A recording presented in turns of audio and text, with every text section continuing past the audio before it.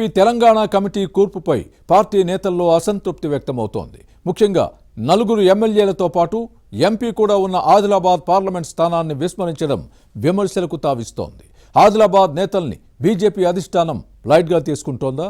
కొత్త కార్యవర్గంలో ఒక్క నేతకు పదవి దక్కకపోవడం దేనికి సంకేతం? అధిష్టానం కావాలనే ఇక్కడ నాయకుల్ని పక్కకు పెట్టిందా?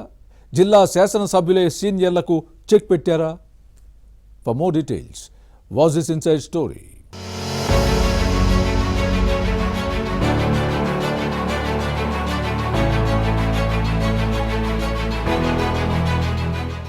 బీజేపీ తెలంగాణ శాఖలో పదవుల పంచాయతీ ప్రారంభమైంది. రాష్ట్ర కమిటీలో పోస్టులు ఆశించిన భంగపడిన నేతల్లో అసంతృప్తి వ్యక్తమవుతోంది. కార్యవర్గం కూర్పులో సత్యులత లోపించిందనే విమర్శలు ఉన్నాయి. పార్టీకి ఎక్కువ మంది ప్రజాప్రతినిధులు ఉన్న ప్రాంతాన్ని వదిలిపెట్టి ఎక్కువగా హైదరాబాద్ జిల్లాకే ప్రాధాన్యత ఇచ్చారనే వాదనలు ఉన్నాయి. ఇటీవల ప్రకటించిన రాష్ట్ర కార్యవర్గంలో ఆదిలాబాద్ పార్లమెంటు నియోజకవర్గంలో ఒక్క నేతకు అవకాశం దక్కకపోవడం దుమారం రేపుతోంది. దశాబ్దాలుగా పార్టీ కోసం త్యాగాలు చేసిన నేతలను గుర్తించలేదన్న విమర్శలు ఉన్నాయి. 4 ఎమ్మెల్యేలతో పాటు ఎంపీ గెలుపులో కీలక పాత్ర పోషించిన నాయకులకు కనీస గౌరవం ఇవ్వకపోవడం చర్చనీయాంశంగా మారింది. గత అసెంబ్లీ ఎన్నికల్లో రాష్ట్ర వ్యాప్తంగా బీజేపీ నుంచి 8 మంది ఎమ్మెల్యేలు గెలిస్తే 4 ఆదిలాబాద్ పార్లమెంటు స్థానం పరిధిలో ఉన్నారు. లోక్సభ ఎన్నికల్లోనూ బీజేపీ వరుసగా రెండోసారి గెలిచిన సీట్లలో ఆదిలాబాద్ ఉంది. అయినా కొత్త కార్యవర్గంలో ఇక్కడి సీనియర్లకు ఏ పదవి ఇవ్వకుండా ఇతర జిల్లాల నుంచి ముక్కు మొహం తెలియని వారికి పెద్ద పదవులు ఇచ్చారన్న విమర్శలు వెల్లువెత్తుతున్నాయి.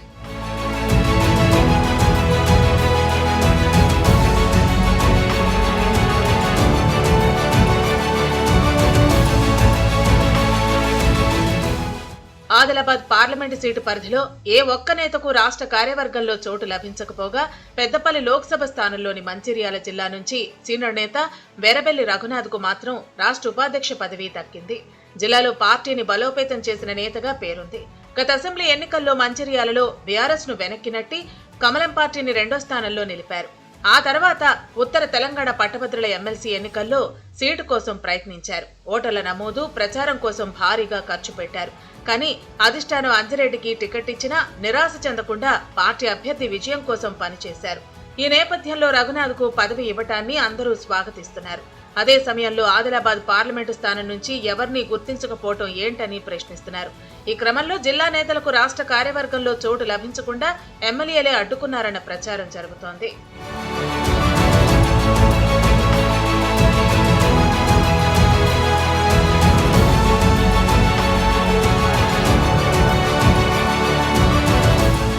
నిజానికి పార్టీ పదవుల భర్తీలో అధిష్టానం ఎంపీ, ఎమ్మెల్యేల అభిప్రాయాలను సేకరించింది.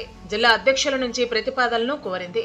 ఈ క్రమంలోనే తమ నియోజకవర్గాలకు, నాయకులకు రాష్ట్ర స్థాయి పదవులు ఇప్పిస్తే భవిష్యత్తులో అనవసర తలనొప్పి అని భావించిన ఎమ్మెల్యేలు చెక్ పెట్టినట్టు ప్రచారం జరుగుతోంది.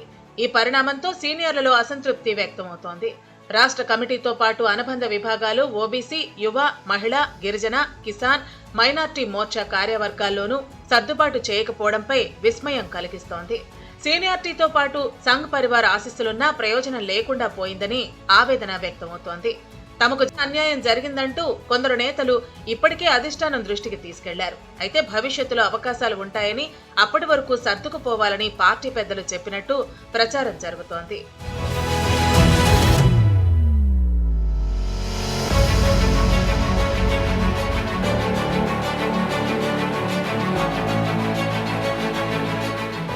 ముఖ్యంగా పార్టీలో వెలుగుతున్న 2 కీలక నేతలే రాష్ట్ర కార్యవర్గాన్ని ప్రభావితం చేసి ఎవరికీ పదవులు దక్కకుండా చక్రం తిప్పారన్న ప్రచారం సాగుతోంది.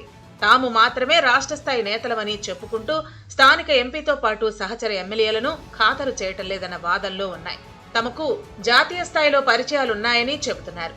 కాలం కలిసి వస్తే సీఎం సీటో, రాష్ట్ర అధ్యక్ష పదవో తమకే దక్కాలన్న అత్యాశతో ఇతర నేతలను వెలుగులోకి రాకుండా చేస్తున్నారన్న విమర్శలు ఉన్నాయి.